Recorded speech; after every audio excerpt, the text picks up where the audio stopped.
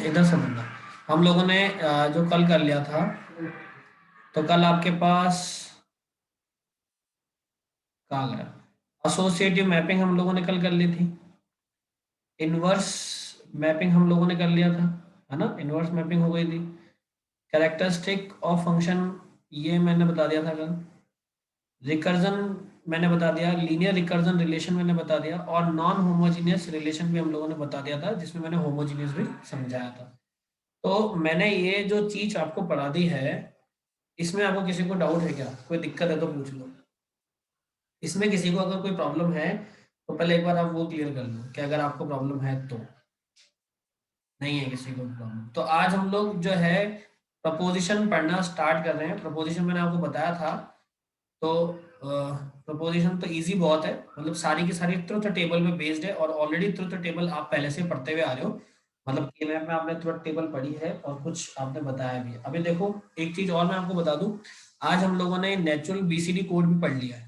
ये देख रहे हो आप, नेचुरल बीसीडी कोड जो आपका सेकेंड यूनिट का पार्ट है, ये मैंने आज पढ़ा दिया है। कल वाली क्लास में ये बाकी के कोड भी हम लोग पढ़ लेंगे, तो आपकी सेकंड यूनिट भी साथ में ओवर हो जाएगी। तो थर्ड यूनिट हो चुकी है, फर्स्ट यूनिट हो चुकी है, और ये सेकंड यूनिट बीसीए वालों के साथ ओवर हो जाएगी। और ये थर्ड यूनिट का ये स्टार्टिंग वाला पार्ट हम लोग आज स्टार्ट कर ही रहे हैं। ठीक है, ये हम स्टार्ट कर रहे हैं। ये ओवर होने के बाद फिर हमारी ये लास्ट यूनिट सिलेबस में रहेगी। बाकी हमारा पूरा सिलेबस ओवर हो गया, लास्ट यूनिट हम लोग बचेगी जो हमको पढ़ना है। तो अब ध्यान से समझो, अब मैं आपको पढ़ाने जा रहा हूँ प्रपोजिशन। ठीक है, अब हमारा टॉपिक है प्रपोजिशन। तो बेटा प्रपोजिशन होती क्या है एक्चुअल में, उस पर बात करेंगे। प्रपोजिशन क्या होती है, what is the meaning of proposition and how we can solve that, कि क्या है भाई प्रपोजिशन की कहानी। Proposition is just like a statement. Minute, मैं यहाँ पे चीजें टाइप कर देता हूँ ताकि समझ में आएगा सारी चीजें। प्रिपोजिशन, ये स्पेलिंग मैंने उधर गलत लिखी, ए नहीं आएगा, ई आता है। Preposition is just a statement which have return only true or false. Return only either true or false, or or ठीक है, either true or false और yes और no। ये एक सिंपल सा इसकी डेफिनेशन है। आप चाहें तो ये डेफिनेशन भी यूज कर सकते हैं, और अगर हम चाहें इस डेफिनेशन का यूज ना करना चाहें, हम दूसरी लिखना चाहें, तो हम दूसरी में ये बोल सकते हैं का कि अ statement is called a proposition,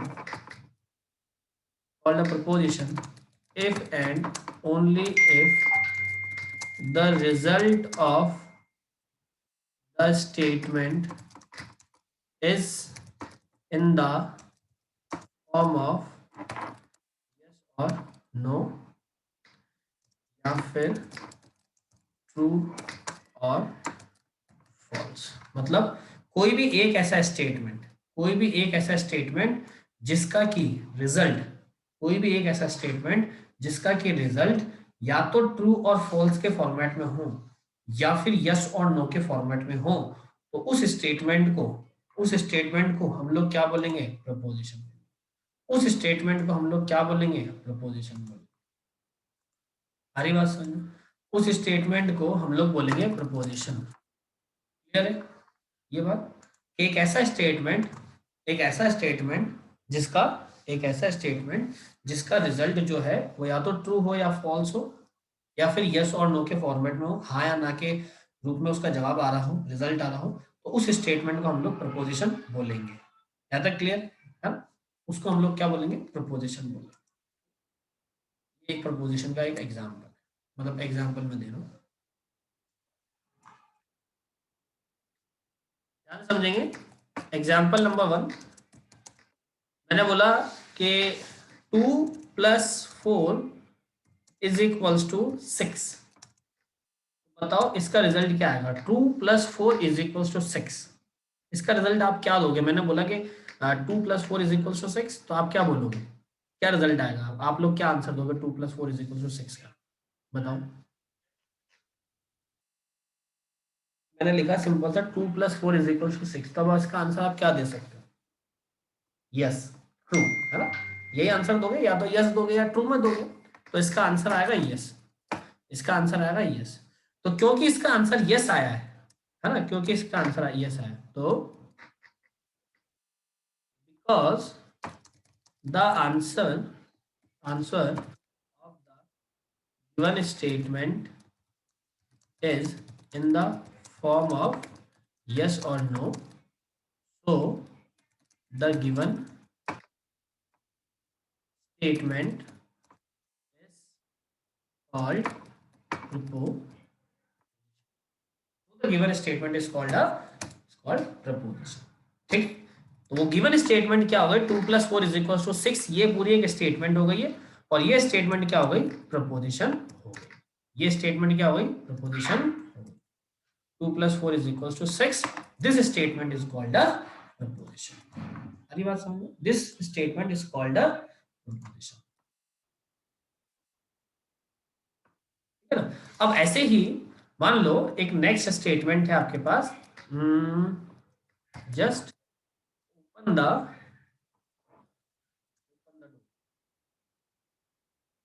open the door. तो ओपन द डोर का आंसर क्या दोगे? ओपन द डोर क्या आंसर दोगे इसका? क्या आंसर आना चाहिए आपके अकॉर्डिंग?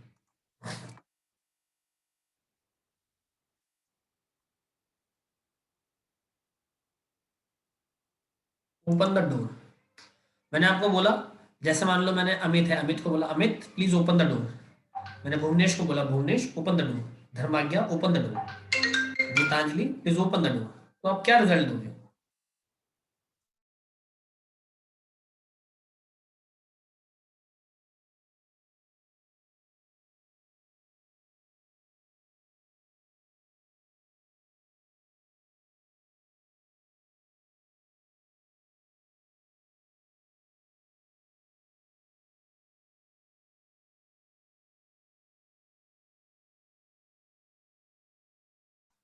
हाँ भाई, तो बताओ।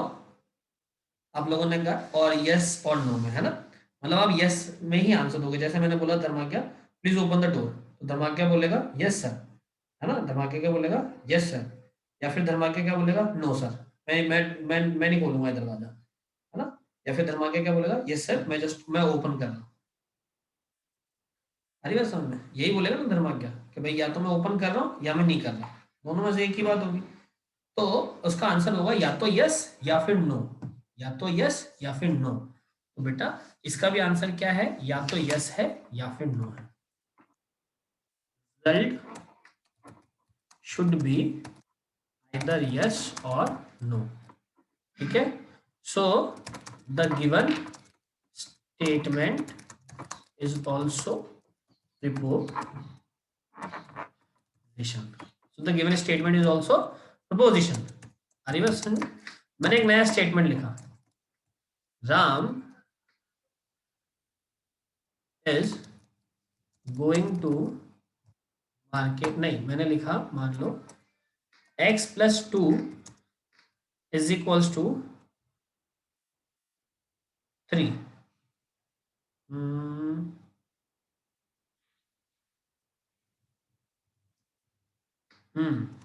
x+2 = 3 लिख दिया मान लो, मैंने लिख दिया 3। तो इसका रिजल्ट आप क्या दोगे? चलो मैंने लिखा स्टेटमेंट x+2 = 3, इसका क्या रिजल्ट दोगे?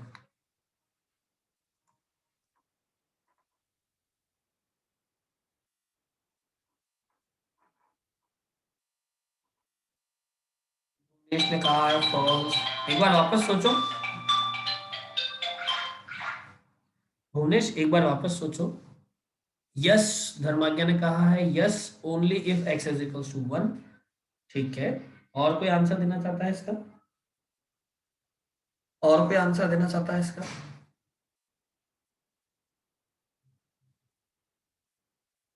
If x=1 then true, otherwise false. तो इसका मतलब इसका रिजल्ट तो ट्रू फॉल्स नहीं आ रहा, इसका रिजल्ट तो डिपेंड कर रहा है कि अगर x की वैल्यू कुछ होगी तो रिजल्ट ट्रू या फॉल्स होगा। डायरेक्ट स्टेटमेंट को देख के बता सकते हो कि ये ट्रू है या फॉल्स है, बिना एक्स की वैल्यू प्लेस किए हुए? क्या आप डायरेक्ट इसको देख के बता सकते हो क्या रिजल्ट ट्रू है या फॉल्स है? नहीं बता सकते। मतलब कि इसमें क्या हो रहा है कि answer of the given statement is dependent on the value of x. Answer of the given statement is dependent on the value of x. That mean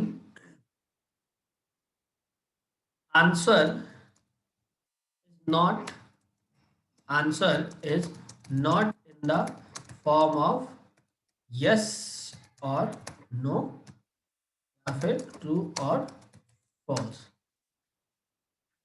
So the given statement is not.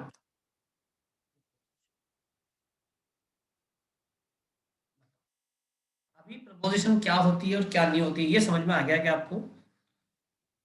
The given statement is not proposition. Why? Because of the result of the given statement is dependent on the value of the variable x. जो result है वो किस पे depend कर रहा है? x पे depend कर रहा है, और x की वैल्यू कुछ भी हो सकती है, हमें क्या पता क्या है, 1 ही होगी या कुछ भी, उसके बाद रिजल्ट आ रहा है। सो डजंट मीन, तो मुझे नहीं मतलब इससे, लेकिन अभी मैं डायरेक्ट स्टेटमेंट को देख के नहीं बता पा रहा हूँ कि रिजल्ट यस होगा या नो होगा, है ना, लेकिन रिजल्ट कुछ भी हो सकता है। So x plus 2 is equals to 3 is not a proposition. This statement is not proposition. But जो ऊपर वाले स्टेटमेंट है वो किसी पे डिपेंड नहीं कर रहे, आप उनको देख के डायरेक्ट रिजल्ट बता रहे हो यस और नो, सो वो दोनों क्या है? प्रपोजिशन। बात समझ में आ रही है? यहाँ तक क्लियर है क्या सभी को? अभी प्रपोजिशन क्या होती है और उसका एग्जाम्पल कैसे है ये क्लियर है क्या सभी को? सबको क्लियर है क्या प्रपोजिशन और उसका एग्जाम्पल मतलब क्या है? तो प्रपोजिशन है और उसका एग्जाम्पल मैंने जो दिए हैं तो उनके एग्जाम्पल्स भी क्लियर। ठीक है बेटा, एक तो बात हो गई प्रपोजिशन की, है ना, एक तो बात हो गई प्रपोजिशन की। अब समझो इधर,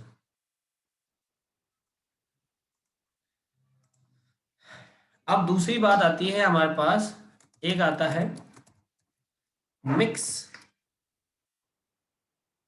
मिक्स की जगह इसको लिख लो आप कंबाइंड प्रपोजिशन। कंबाइंड प्रपोजिशन में क्या होता है?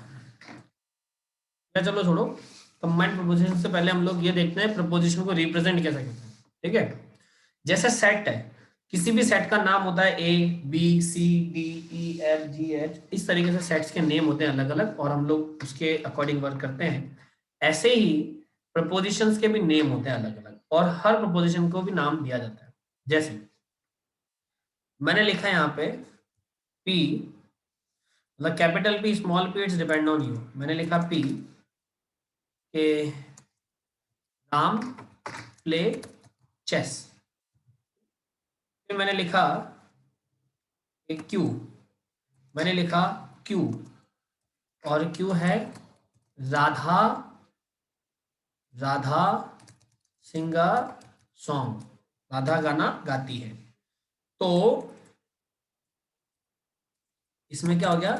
There are two propositions, there are two propositions with the name of P and the name of P and Q. तो Ram play chess, Ram chess खेलता है, ये एक प्रपोजिशन है जिसका नाम है पी। राधा गाना गाती है, ये एक दूसरी प्रपोजिशन है जिसका नाम है क्यू। तो यहाँ पे दो प्रपोजिशन है पी और क्यू, और दोनों का नाम लिखा गया है पी और क्यू से। और आगे प्रपोजिशन है राम प्ले चेस, ये पी प्रपोजिशन है, और राधा सिंगर सॉन्ग ये क्यू प्रपोजिशन। तो अगर किसी प्रपोजिशन को रिप्रेजेंट करना है तो उनके नाम से करेंगे, और उनके प्रपोजिशन के जनरल नेम जो होते हैं P Q R S T U V इस तरीके से दिए जाते हैं। एबीसीडी में प्रपोजिशन के जनरल नेम नहीं होते हैं, तो इस बात को थोड़ा सा देखेंगे। आ रही बात समझ में? यहाँ तक किसी को कोई डाउट है तो आप पूछ सकते हो मेरे से। यहाँ तक क्लियर है सभी को?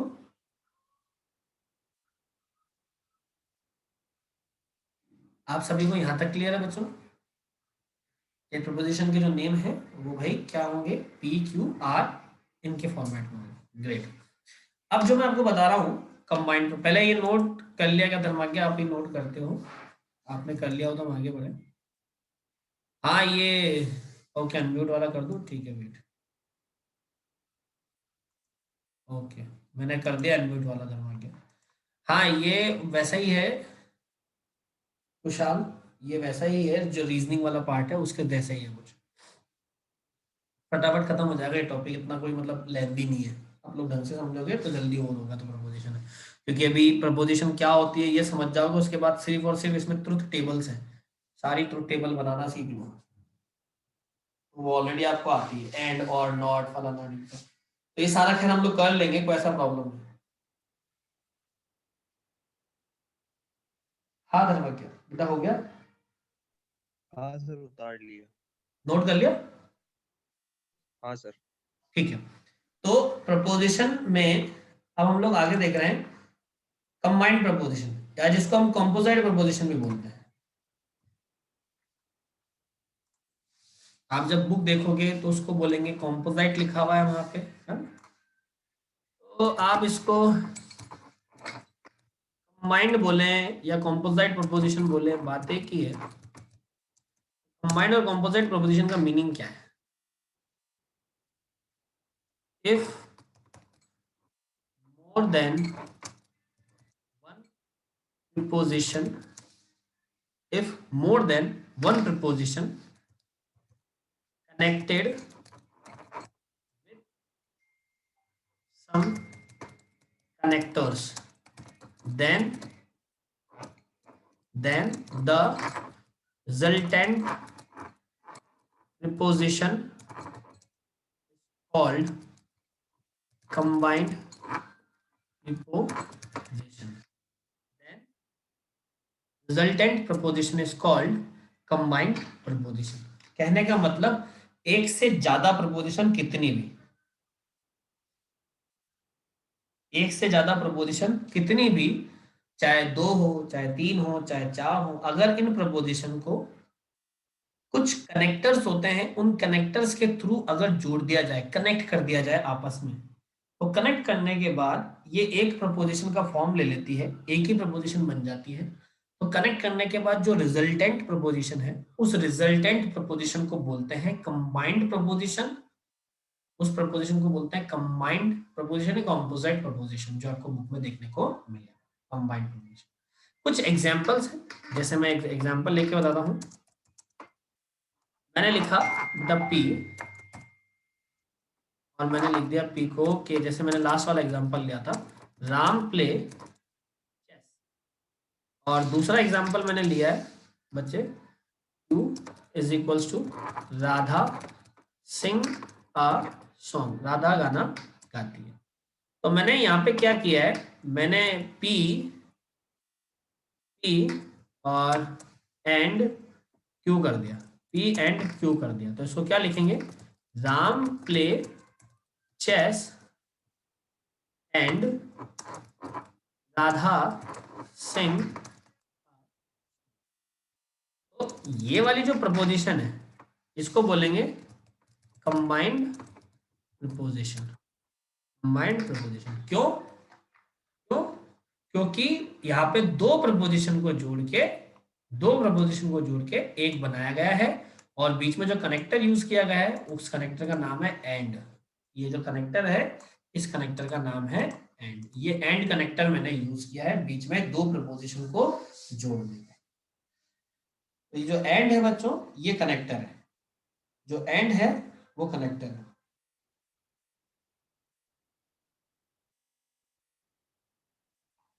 ठीक है, जो एंड है वो कनेक्टर है यहाँ पे। तो ऐसे अलग अलग कनेक्टर्स होते हैं, अलग अलग कनेक्टर्स होते हैं जिनसे अलग अलग कनेक्टर्स होते हैं जिनसे कि आप क्या कर सकते हो, चीजों को जोड़ सकते हो, अलग अलग कनेक्टर्स है। तो उन कनेक्टर्स का यूज करके अगर आप ऐसे अलग अलग प्रपोजिशंस को जोड़ते हो तो इन प्रपोजिशंस को बोलते हैं कंबाइंड या कंपोजिट प्रपोजिशन। तो बताओ कंबाइंड या कंपोजिट प्रपोजिशन वाली बात आप सभी के दिमाग में क्लियर है क्या? Yes sir. सभी को ठीक है।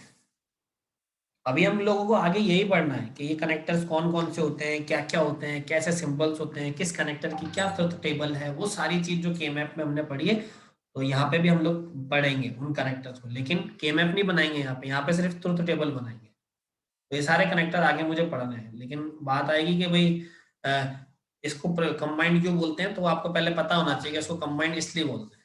और मिक्स प्रपोजिशन का मतलब भी ऐसे ही होता है, मोर देन वन प्रपोजिशन अगर कनेक्ट एक साथ आ जाती है तो उसको मिक्स प्रपोजिशन बोलते हैं। ठीक है, अलग अलग तरीके के कनेक्टर यहाँ।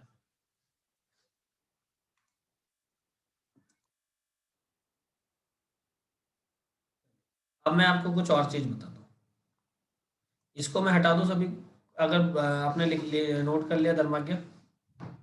हाँ सर, नोट कर लिया। कर लिया, ठीक है।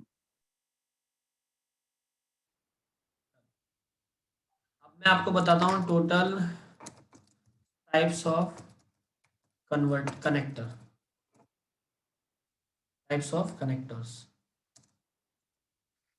तो टाइप ऑफ कनेक्टर्स, या जो टाइप ऑफ कनेक्टर्स हैं, तो वो क्या होता है वो समझो, और कैसे हम लोग उनको पढ़ेंगे वो हम लोग देखते हैं। तो पहले मैं टाइप ऑफ कनेक्टर्स बता देता हूँ कौन कौन से होते हैं। सबसे पहले मेरे पास आता है एंड, दूसरा मेरे पास आता है और, तीसरा मेरे पास आता है नॉट, चौथा मेरे पास आता है ओनली इफ, और पांचवा मेरे पास आता है इफ एंड ओनली इफ। ये 5 कनेक्टर्स मुझे पढ़ने हैं। इन 5 कनेक्टर्स का यूज करके आप चीजों को कनेक्ट कर सकते हैं, प्रपोजिशंस को जोड़ सकते हैं। ठीक है, आप चीजों को कनेक्ट कर सकते हैं या चीजों को जोड़ सकते हैं। आधी बात समझ में? तो ये जो ओनली इफ है, इम्प्लाइज भी इसको बोलते हैं, इम्प्लाइज भी इसको बोलते हैं, तो थोड़ा सा ध्यान रखिएगा। एंड ओनली इफ आ गया, ओनली इफ हो गया, इम्प्लाइज हो गया, एंड और नॉट, ये 5 तरीके के कनेक्टर्स हैं। इन 5 के अलावा कोई छठा कनेक्टर्स नहीं है, आपको इन्हीं 5 कनेक्टर्स को पढ़ना है। तो अब हम एक एक करके कनेक्टर्स को पढ़ रहे हैं कि क्या होते हैं पांचों कनेक्टर्स और कैसे इनका यूज किया जा रहा है। ठीक है, चलिए, तो हम लोग सबसे पहला कनेक्टर लेंगे आज, सबसे पहला कनेक्टर लेंगे एंड कनेक्टर। ये एंड कनेक्टर होता क्या है, सबसे पहले हम लेंगे एंड कनेक्टर, कि ये एंड कनेक्टर होता क्या है उसको समझें। चलिए, अब आप समझेंगे। तो ये 1 मिनट, ओके, हाँ, सबसे पहला हम लोग ले रहे हैं एंड कनेक्टर। ठीक है, तो बेटा एंड कनेक्टर को जब एंड कनेक्टर को जब लिखते हैं तो इसका सिंबल होता है ये, इसका सिंबल होता है ये, इसका मतलब होता है एंड, है ना, एंड। तो एंड का मतलब क्या होता है, एंड का मतलब यहाँ लिख लो, if both the statement is true then result is also, बताइए आपको कि अगर दोनों स्टेटमेंट ट्रू हैं तो रिजल्ट भी क्या होगा, ट्रू होगा। एंड स्टेटमेंट का मतलब ये होता है। इसकी ट्रुथ टेबल बनाएंगे, इसकी ट्रुथ टेबल बनाएंगे, तो ट्रुथ टेबल देखेंगे कैसे बन रही है, बहुत ध्यान से समझेंगे, बड़े प्यार से आपको चीजें समझाई जाएगी। कोई टेंशन लेने वाली बात नहीं है आपके जीवन में कि आपको चीजें नहीं समझ में आए, ऐसा तो संभव ही नहीं है, ऐसी चीज तो संभव ही नहीं है। जो मैंने पढ़ा दिया मतलब समझ में आना कंपलसरी है।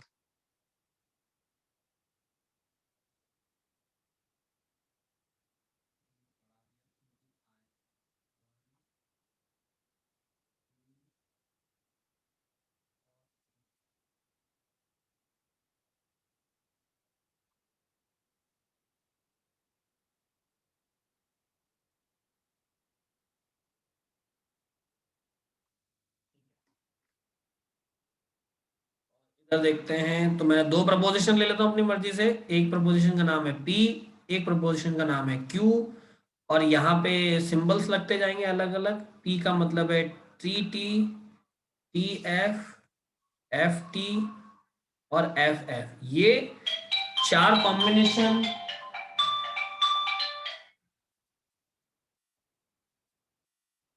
ये चार कॉम्बिनेशन कैसे आए हैं, कहाँ से आए हैं और क्यों आए हैं, ये चारों बातें, मतलब ये बातें ऑलरेडी आपको पता है, ये बातें ऑलरेडी पता है। तो बताओ इसमें कोई डाउट है क्या?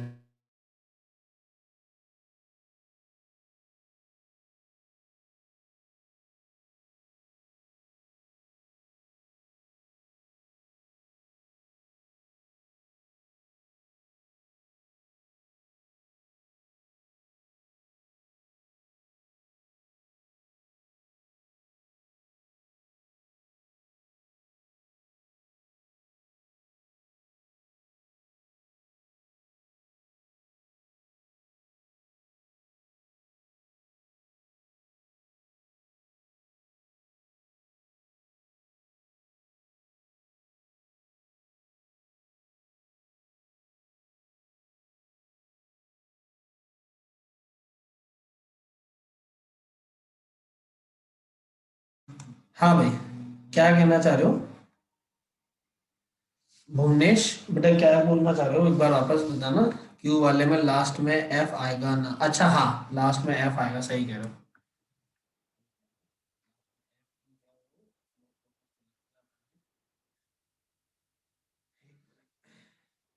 मेरे को बताओ यहाँ तक क्लियर है ना सभी को? अब देखो, पहले तो मैं इसको कॉपी कर लेता हूँ, ये आगे भी काम आएगा अपने भी, बार बार बनाना पड़ेगा कोई सेंस।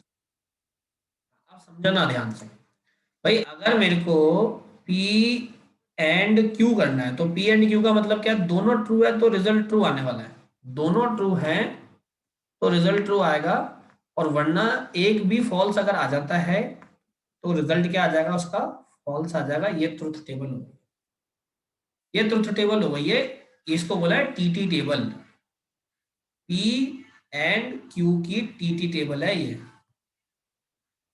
यहाँ तक क्लियर है ना, ये P एंड Q की टीटी टेबल है। अगर मान लो ऐसा कोई स्टेटमेंट होता है, जैसा भी वो स्टेटमेंट लिखे थे ना, तो स्टेटमेंट क्या लिखा था, एक मिनट वापस लिख देता हूँ। इन्हें लिखा है कि राम प्ले चेस, और क्यों क्या लिखा था, राधा सिंग सॉन्ग। तो अब अगर मेरे को बोला जाए कि भैया पी एंड क्यू बताओ, पी एंड क्यू क्या आएगा, तो इसको लिखने का तरीका है राम प्ले चेस। पहले पूरा स्टेटमेंट आ गया पी, क्यों, क्योंकि पी एंड क्यू में कैसे पढ़ रहे हैं। अब एंड है तो एंड कनेक्टर है, तो लिखेंगे एंड कैपिटल लेटर में, और दूसरा क्यू स्टेटमेंट यहाँ पे लिख देंगे Radha sing a song, Radha sing a song. ये इसका दूसरा एग्जाम्पल हो गया वेरिएबल फॉर्मेट में, ये इसका दूसरा एग्जाम्पल हो गया वेरिएबल फॉर्मेट में, एग्जाम्पल इन वेरिएबल फॉर्म।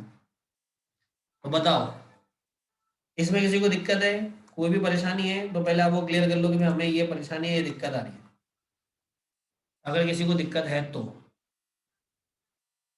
और नहीं है तो बताओ, फिर हम लोग आगे चलें। अगर किसी को परेशानी है तो पहले क्लियर कर लो कि हमें ये परेशानी है। ये आपकी, ये आपका एंड कनेक्टर होता है, एंड कनेक्टर इस तरीके से काम करता है, इस तरीके से इसको लिखते हैं एंड कनेक्टर। अगर यहाँ तक क्लियर है तो बताओ, और अगर डाउट है तो डाउट बताओ।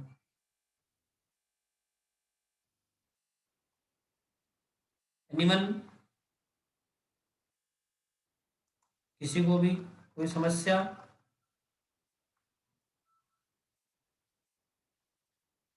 No doubt, very good. अगर कोई डाउट नहीं है तब आगे समझो। पहला ऑपरेटर हो गया है, दूसरा ऑपरेटर देखते हैं।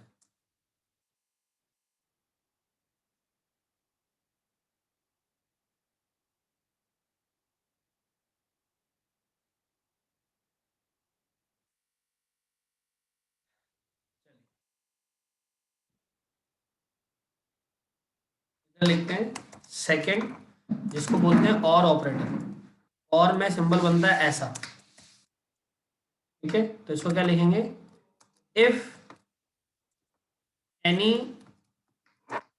Any one statement, any one statement is true then result is also. अगर कोई भी एक स्टेटमेंट ट्रू हो जाता है तो रिजल्ट भी क्या हो जाएगा, ट्रू हो जाएगा। तो रिजल्ट भी क्या हो जाएगा, ट्रू हो जाएगा। कैसे हो जाएगा उसको समझो। ये ट्रुथ टेबल है दो स्टेटमेंट की, पी और क्यू की दो स्टेटमेंट। तो पी और क्यू ट्रुथ टेबल बना रहे हैं, ये पी और क्यू। तो ट्रुथ टेबल में एक भी ट्रू है तो रिजल्ट ट्रू, एक भी ट्रू है रिजल्ट ट्रू, एक भी ट्रू है रिजल्ट ट्रू, और दोनों ही फॉल्स है तो रिजल्ट फॉल्स, वरना रिजल्ट क्या आएगा, हमेशा ट्रू आएगा। इतनी बात समझ में आ रही है। अब इसी चीज को अगर मैं वेरिएबल फॉर्मेट में लिखना चाहूँ, वेरिएबल फॉर्मेट का एग्जांपल यहाँ देना चाहूँ, तो यहाँ लिख लेते हैं हम लोग एग्जांपल इन वेरिएबल। तो पी जो है भाई वो क्या है कि राम प्ले चेस, और क्यू क्या है, राधा सिंग सॉन्ग। क्योंकि और ऑपरेटर लगा है, क्योंकि और ऑपरेटर लगा है तो P और Q, इसको कैसे लिखेंगे। सबसे पहले बेटा P स्टेटमेंट है तो पहले P आएगा, राम प्ले चेस, और कनेक्टर है तो और राधा सिंगर सॉन्ग, ये आपका और हो गया। तो ये दो ऑपरेटर क्लियर हैं, एंड ऑपरेटर और ऑपरेटर है ना, एंड और, ये दो ऑपरेटर मैंने पढ़ाए हैं, एंड ऑपरेटर और ऑपरेटर है ना। तो दो ऑपरेटर आपके दिमाग में क्लियर होने चाहिए। अब प्रपोजिशन चाहे दो हो, प्रपोजिशन चाहे तीन हो, प्रपोजिशन चाहे चार हो, कितनी भी प्रपोजिशन हो कोई फर्क नहीं पड़ता, ऑपरेटर हमेशा इसी तरीके से वर्क करेंगे। आपके केस में मैक्सिमम तीन प्रपोजिशन आएगी है ना, तीन प्रपोजिशन को हम लोग अभी सॉल्व करेंगे आने वाली क्लासेस में, जब हम लोग आगे ट्रुथ टेबल को ढंग से पढ़ेंगे, और तब हम लोग तीन प्रपोजिशन को पढ़ेंगे। तो प्रपोजिशन पूरी आगे ट्रुथ टेबल बनाने से पहले कनेक्टर पूरे होंगे, कनेक्टर पूरे होने के बाद, जैसे कनेक्टर पूरे हो जाएंगे तो कनेक्टर के बाद हम लोग सबसे पहले क्या कवर करेंगे, आपके कौन कौन सी प्रॉपर्टीज होती हैं जिन प्रॉपर्टीज का यूज करके आप लोग ये ट्रुथ टेबल बनाते हैं, या कौन कौन सी प्रॉपर्टी प्रपोजिशन में होती है ना। इडम्पोटेंट होती है, कंपोनेंट होती है, डिस्ट्रीब्यूटिव लॉ होता है, डी मॉर्गन्स लॉ होता है, आइडेंटिटी लॉ होता है, कंपोजिट होता है, तो ये एसोसिएटिव होती है, ये जितनी भी प्रॉपर्टीज होती है, आइडेंटिटी लॉ होता है, ये सारी की सारी प्रॉपर्टीज हम लोग एक बार पढ़ेंगे। हर एक प्रॉपर्टी को, जितनी भी प्रॉपर्टी मैं आपको पढ़ाऊंगा, कनेक्टर के बाद सीधी मैं प्रॉपर्टी पे शिफ्ट करने वाला हूं, इस बात को ध्यान रखिएगा। तो जितनी भी प्रॉपर्टी मैं पढ़ाऊंगा कनेक्टर्स के बाद में, सारी प्रॉपर्टी हम लोग हर एक प्रॉपर्टी की ट्रुथ टेबल बनाएंगे, और हर एक प्रॉपर्टी को, जितनी भी प्रॉपर्टी मैंने बता दी है, उन सारी प्रॉपर्टी को ट्रुथ टेबल की हेल्प से हम लोगों को सॉल्व करना आना चाहिए। मतलब जितनी भी प्रॉपर्टी बताऊंगा वो सारी की सारी प्रॉपर्टी को ट्रुथ टेबल की हेल्प से हम लोग सॉल्व करें। ये बात समझ में आ रही है। चाहे वो कितनी भी प्रॉपर्टी हो, मेरे पास मैं आपको लगभग 15-16 प्रॉपर्टी बताऊंगा, तो 15-16 प्रॉपर्टी की हर एक की ट्रुथ टेबल बनेगी, 15-16 की 15-16, और सबको प्रूफ करेंगे ट्रुथ टेबल से, कैसे हो रहा है, क्यों लिखा है, ये प्रॉपर्टी सही है गलत है, ये सारी बातें। ठीक है बच्चों, तो अभी एंड हो गया है और हो गया है। अब मैं आपको लास्ट पढ़ा रहा हूँ आज की क्लास का, वो है नॉट, है ना, एंड और नॉट। ये हम लोग तीन कनेक्टर आज पढ़ लेते हैं, बाकी फिर रिमेनिंग कनेक्टर कल करेंगे, और कल ही हम लोग प्रॉपर्टी भी पढ़ेंगे, है ना। तो मैं ये स्टेट, ये धर्मा के नोट कर लिया क्या आपने। Yes sir. ठीक है बेटा। तो अब हम लोग जो पढ़ रहे हैं वो थर्ड पढ़ रहे हैं, नॉट कनेक्टर। नॉट कनेक्टर को इस तरीके से रिप्रेजेंट किया जाता है, नॉट कनेक्टर को इस तरीके से रिप्रेजेंट किया जाएगा,